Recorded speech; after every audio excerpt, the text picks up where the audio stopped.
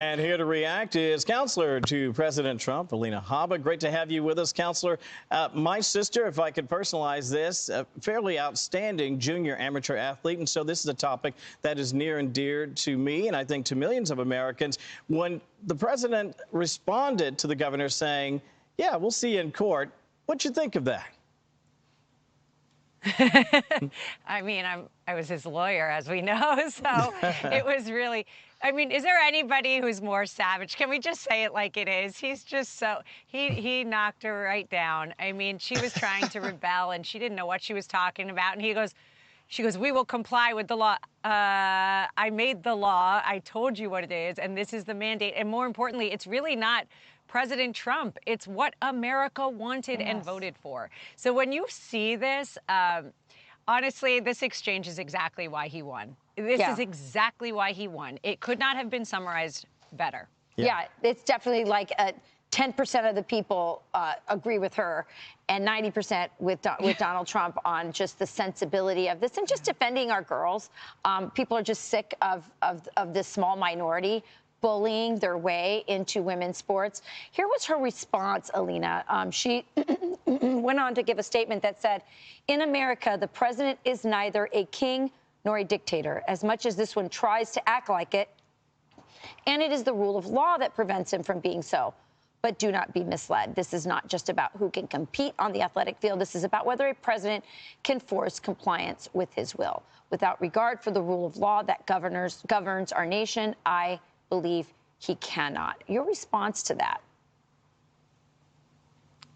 Right. So maybe we should watch Stephen Miller's civics lesson again, where he educated everybody on the fact that 77 million people voted for this person. He is king in no way. He is president in every way. So they keep using words. It's like unbelievable. What does she want? Does she want a 17 presidents that are tenured forever and can't leave? Does she want the Nancy Pelosi's, Chuck Schumer's? Yes, she does. In her ideal world, they would all sit behind the Resolute desk and they would then say, we don't have one king, we have democracy. No, that's not it. President Trump represents 77 million people. Every state in this country said, we want Trump.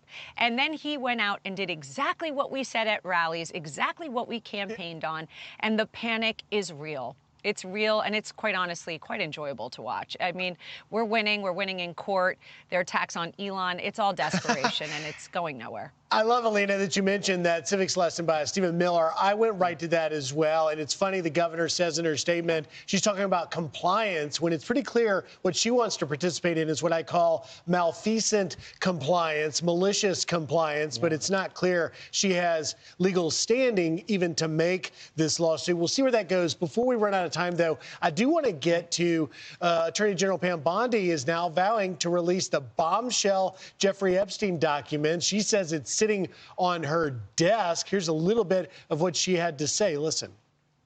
This is something Donald Trump has talked about. The DOJ may be releasing the list of Jeffrey Epstein's clients. Will that really happen? It's sitting on my desk right now to review.